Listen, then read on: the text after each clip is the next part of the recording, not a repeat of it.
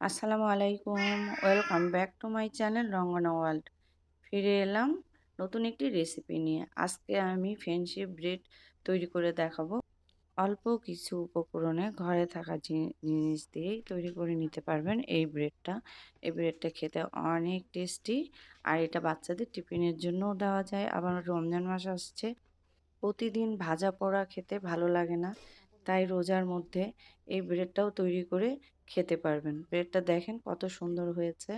আর যদি ভালো লেগে থাকে আমাকে লাইক দিয়ে সাপোর্ট করবেন আমার ভিডিও পেতে, আর ফ্রেন্ড অ্যান্ড ফ্যামিলির সাথে শেয়ার করবেন।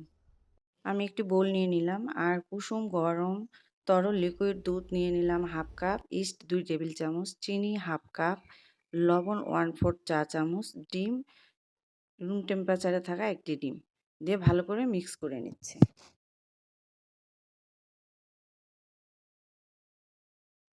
ময়দা দিয়ে দিলাম 2 কাপ, দিয়ে ভালো করে মেখে নিব। আর এই ডোটা একটু নরম টাইপের হবে। এই ব্রেডে আমি 2 টেবিল চামচ তেল ব্যবহার করেছি। একটু তেল দিয়ে আবার ডলে নিচ্ছি, ভালো করে মথে নিচ্ছি। তেল দিয়ে মথে নিতে একটু সুবিধা হয়, না হলে আটাটা যেহেতু ডোটা আমার নরম, তো তেল দিয়ে দিয়েই করবেন। এখন আমি একটু তেল দিয়ে এটাকে আবার ঢাকনা দিয়ে রেখে দিব 10 মিনিটের জন্য। তাহলে কিছুটা সফট হয়ে আসবে। 10 মিনিট পরে ফিরে এলাম। আটাটা অনেকটাই আরও নরম হয়েছে এবং মাখতে, বুঝতে পারতেছেন, মাখতে সুবিধা হচ্ছে আর লেগে যাচ্ছে না হাতে। আবারও ভালো করে ডলে নিতে হবে। আর এই ডলে নেওয়ার মধ্যেই কিন্তু ব্রেডটা সফট হয়। আমি এখানে 2 টেবিল চামচ বাটার ইউজ করব। আর বাটারটা দিলে টেস্টটা আরও বেড়ে যায়। বাটারটা দিয়ে আমি আবারও 10 মিনিটের জন্য রেখে দেব। আমি যেইভাবে করতেছি আপনারা স্কিপ না করে যদি ফুল ভিডিওটি ভালো করে দেখে করেন তাহলে নিশ্চয়ই আমার মতোই হবে। আবার ঢাকনা দিয়ে ঢেকে দিলাম। ফিরে এলাম 10 মিনিট পরে। আবার মথে নিচ্ছি ভালো করে। স্ক্রিনে দেখতেই পাচ্ছেন। ডোটা দেখবেন যে গামলায় আর লেগে থাকবে না, হাতেও আর লাগবে না। তখনই বুঝতে পারবেন ডোটা আপনার হয়ে গেছে। এই ডোটা ফুলে ডাবল হয়ে যাবে। এজন্য গরম জায়গায় রাখতে হবে। আমি ফুটানো গরম পানি, যেটা খাবার পানি, ওটা ফুটিয়ে খুব গরমে নয়, ১ ঘন্টা পরে ওই হাঁড়ির উপর রেখে দেই। তাহলে এটা ফুলে ডাবল হয়ে যায়। আমি একটু তেল মাখিয়ে দিয়ে আবার ওই গরম পানির মধ্যে রেখে দেব ১ ঘন্টার জন্য। এর মধ্যে আমি বেকিং ট্রেটা রেডি করে নিচ্ছি। একটা বেকিং পেপার দিয়ে দিয়েছি আর ব্রাশ করে নিচ্ছি।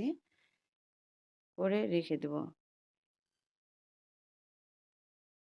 আর ওভেনকে ১০ মিনিটের জন্য প্রি হিটে রেখে এসেছি।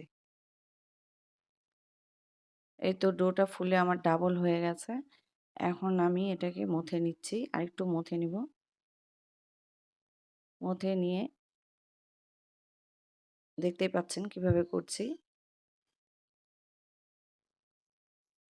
একটু আটা দিয়ে দিলাম। এটাকে আমি বেলুনি দিয়ে একটু বেলে নিব। লম্বা করে একটু বেলে নিতে হবে। আর এটা মাপেই করে নিব। ওর থেকে একটু ছোট হতে হবে, কারণ ট্রের মধ্যে যেন, আর এটা ১ ইঞ্চির মতো মোটা হয়েছে রুটিটি।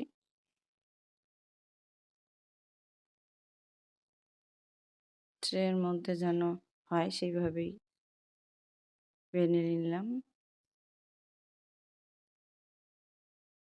এখন হাত দিয়ে সুন্দর করে একটা শেপ দিয়ে দিচ্ছি।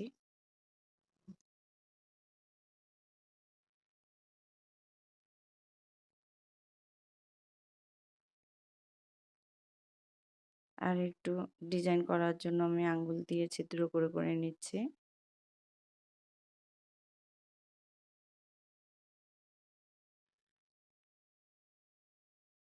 মোরব্বাগুলা দিয়ে দিচ্ছি।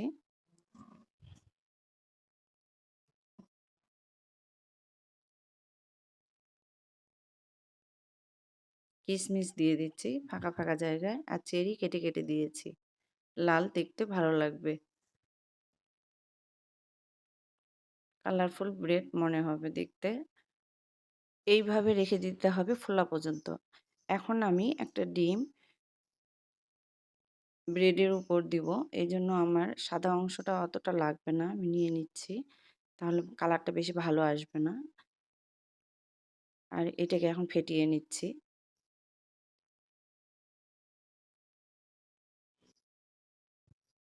২০ মিনিট পরে ব্রেডটা ফুলে গেছে। এখন আমি ওই ডিমটা দিয়ে দিব ব্রাশের সাহায্যে। আর এটা খুব আস্তভাবে করতে হবে যেন কোনো ছিদ্র-টিদ্র না হয়, তাহলে দেবে যাবে আর ব্রেডটা ফুলবে না। এই কাজটা খুব আলতোভাবে করতে হবে।